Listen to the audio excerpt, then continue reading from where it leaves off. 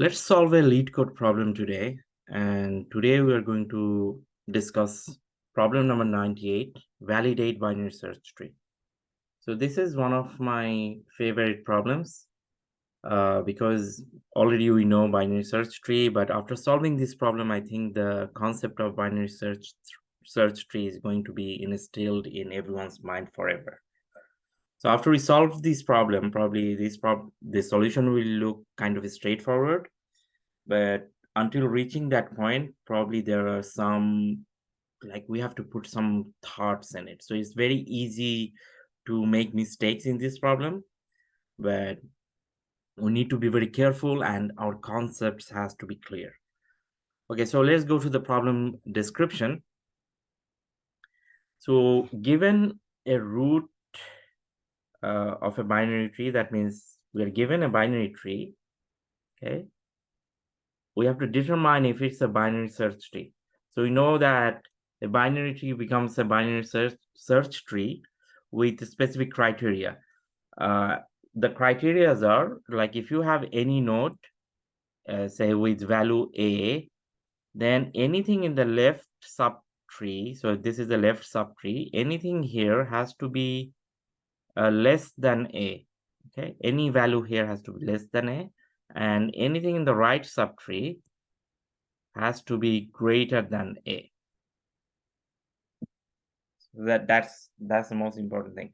And you know, this has to be true anywhere in the tree. Say in this tree, say we have another subtree. So this is another node. So let's make it another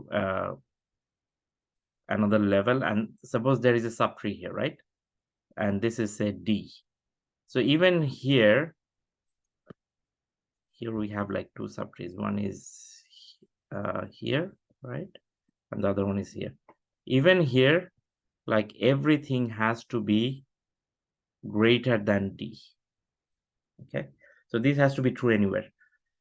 So the first one, second one, and then both the left and right subtrees must also has to be binary search tree. So this is the criteria. So this criteria has to be true everywhere. Okay. Now I would say like for solving any problem, instead of going to the solution and looking at the solution directly, everyone should always think like how to solve the problem, come up with a solution. It might be naive or something, but at least we should have a concept or idea like how we are going to solve this problem, and then we can come back and discuss again. So I would suggest everyone pause the video and think for a while, and once you have some idea, then come back and then we can discuss the rest. Okay, so hopefully you have thought about the problem, and probably you already have a solution in mind. But let's talk about a mistake that may happen and is very common. So the mistake is like given any node, say this is A, right? The value of it is A, and this is B, and this is C, right? We may think that we'll go to any node. So how do we go to any node? So we'll think, okay, anyways, like we'll traverse the tree, right? By traversing the tree, say in DFS, using DFS, we can go to any node, and after we reach any node, say we reached node A, right? So we'll think that, okay, after reaching A, I will check if A's value is greater than say B, and A's value is smaller than C. Okay, we'll think like probably doing this will obviously for anywhere in the tree, this has to be true, right? For it to be a binary search tree, this obviously has to be true. Okay, so let's see a full example. Say I'm drawing a tree. So let's say this is 60, 40, 50. Okay, so other two values. Oh no, sorry, 70. Then say 55, and then 80, 30, and 45. Okay. So using that logic that node's value has to be greater than left value and less than right value, let's check if it holds true everywhere in this tree. So here we are checking here, right? So it says 60 is greater than 40 and smaller than 70. That means this is qualified, right? Using this logic, this is qualified. Let's check here at 40. 40 is greater than 30 and less than 45. So that means this is true, right? Okay. For these nodes, these don't have any children. So that means if you don't have any children, then you are done. You are fine. Let's take 70. 70 is greater than 55 and less than 80. So looks like 70 is fine. Okay. 55 doesn't have any children, so it is fine. 80 doesn't have any children, it's fine. Okay. Looks like everything is okay. But it's not okay. It's not a binary search tree. Look at this subtree. Everything in this subtree had to be greater than 60, right? But that is not the case here. Right? That means if I just solely check this, this has to be true. Yes, obviously this has to be true. But solely checking this and deciding solely on this,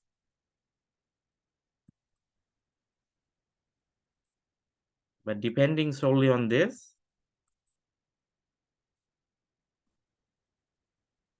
might give me wrong answer.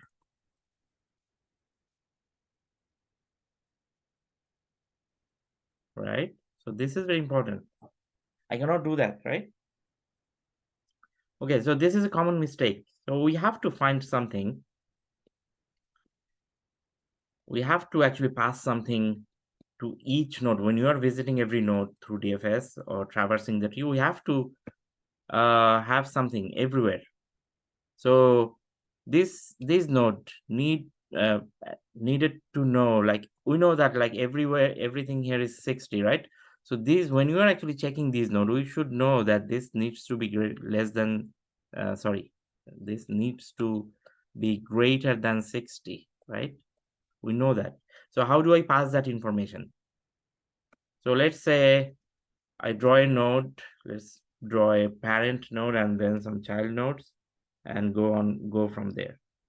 So say for any node, when you're visiting any node, we ask the node that you have a low limit and you have a high limit.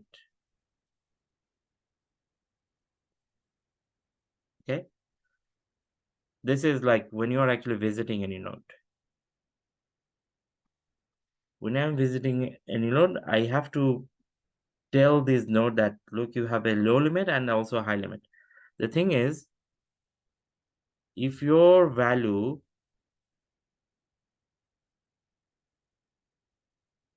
is less than low limit, less than equals to low limit, or if your value is greater than equal to high limit,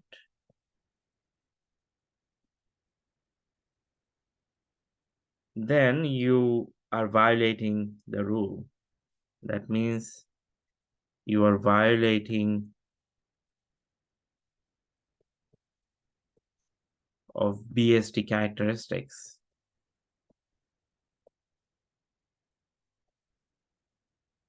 Okay, so you are given this limit, you are given this, and if any of these two are true, if this is true or this is true, then you are violating, and then this is not a BST. Okay, so here is a binary tree, and let's make our concept more clear, like how the function calls will work. So we see at the root, we have this node A, and then it has left child B and C, and we have other nodes. So when you're actually making a function call for A, so basically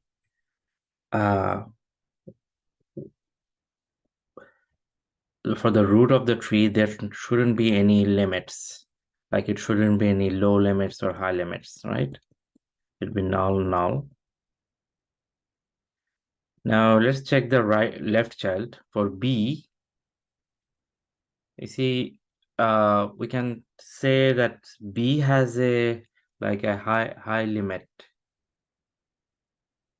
That is, it cannot go beyond 60, right? Because its parent is 60. So you see it has a high limit, it comes from 60, right? Let's talk about this low limit later. For C, which is the right child, we can say about its low limit. That means C cannot be less than 60, right? You see that? So C has to be greater than 60, right? And let's talk about the high limit later. Now let's go to E. Okay. So for E, you see that E's parent is B, and B has a value of 30. So we know that E has to be it has to be greater than 30. So E's low limit is 30, right? And what is the high limit? So it cannot be greater than 60. So E cannot be less than 30 and E cannot be greater than 60. Now do you see where it's coming from? It's coming from 30 is coming from here, right? This value. And 60 is coming from, you can say 60 is coming from here, right? So can we say that ultimately, can we say this? Like it's node, when we are calling a node, so it's parent, or can we say, like, let's talk like from this viewpoint. So when B is calling its child, when it's calling its right child, say, so B is the node here. So this is the node here. When it's calling its right child, it will call its right child like this.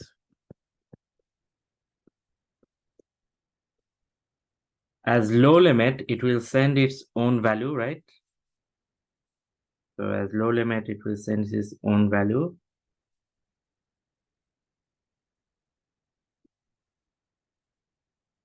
And as high limit, it will send its own high value.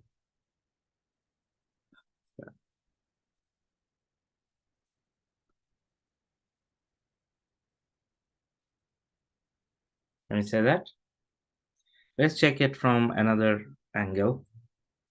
So say, when you're actually calling if, we can say that f's parent is 70 and f is the left child. So it cannot be more than 70. It has to be less than 70. So its high limit is 70, right? And f is in the right subtree of this whole thing. So f is in the right subtree. You see, this is the right subtree, right? And, or just say this. So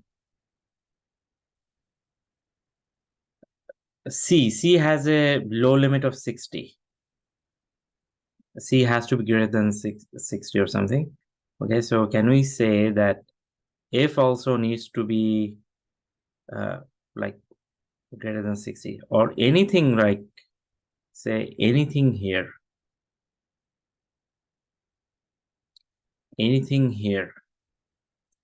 has to be greater than 60, right? Okay. So from here, can we say that this 60 is coming from here?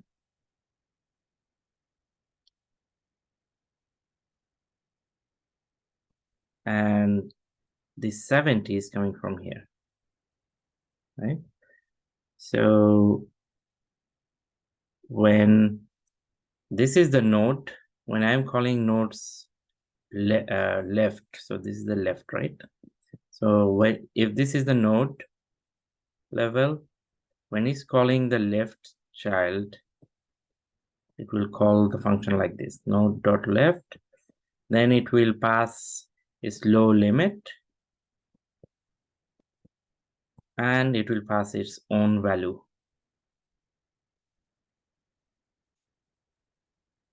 Okay. So this is the own value, and this is the low limit. So now we know that how we can pass when we are actually calling our children, a node is calling its children, what values to pass, right? So in cases of this B,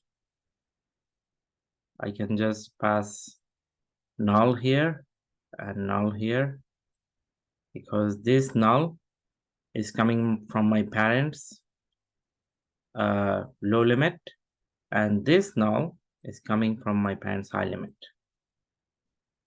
I have to define a function to pass the limit values. So let's create another function. Let's call it a helper function, where I will pass a node, and then I will pass low limit and integer high limit. Okay. Now one thing, now for the root of the tree, say this is the root of the tree, right? What is the low limit and high limit? Actually, root of the tree can be anything. I cannot just stipulate any rule, right? The rules will pass here to the children depending on the value of the root.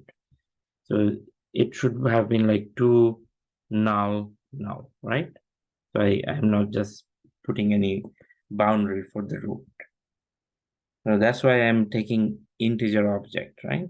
Okay, so we check if I reach a node, say when I reach the leaf nodes, and I will go to the left child and right child, they will be nulls, right? If I reach there anywhere, I return true. Okay. Else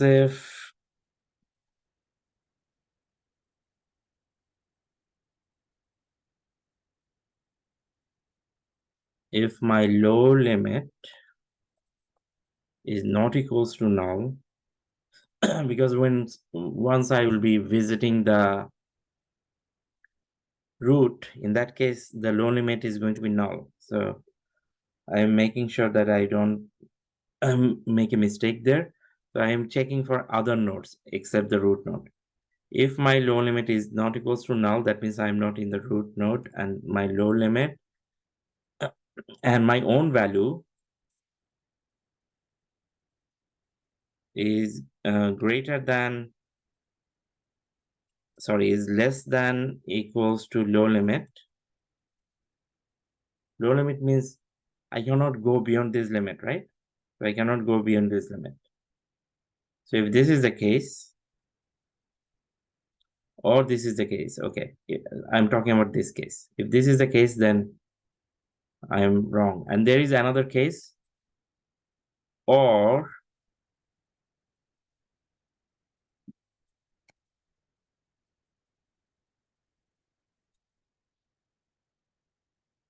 my high limit is not equals to null. I am using checking this. I'm making sure that I am not at the root node.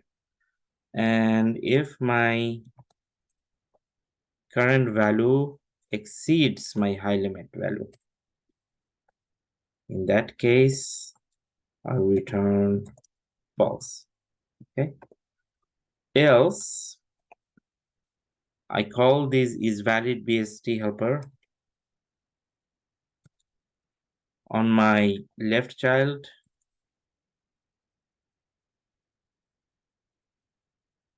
and then I tell him that, look, your low limit is my low limit, okay?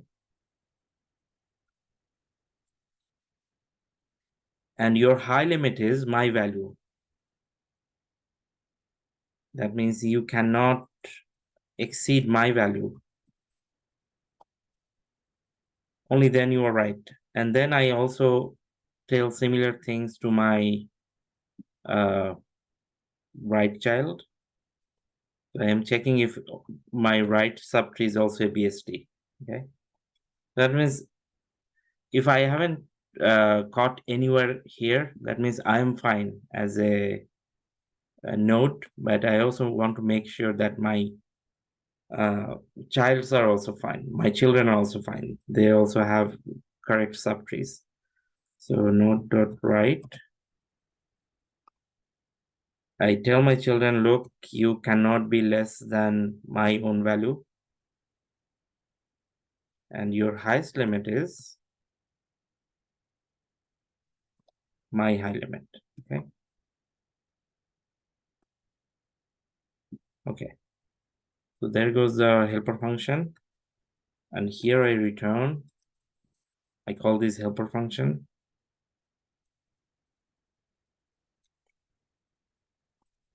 With root, and for no root, there is no constraint.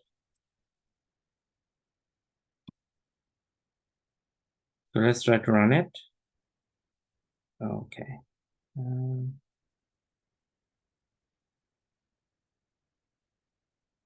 Oh, I have to return, sorry.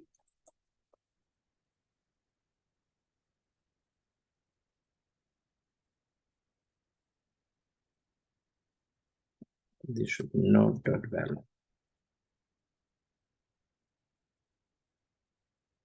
Okay. Okay, so it's accepted. It was very fast. And let's do this thing. Let's to make it a little bit more easier, like say call to booleans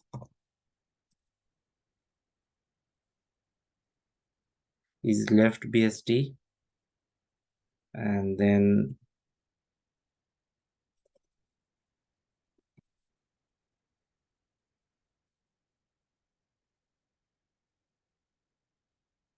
so this is basically just we're checking if if the current node's left subtree is also a BST and the right subtree is also BST. And then I return is left BST. I'm just breaking it down to make it more neat. Okay, but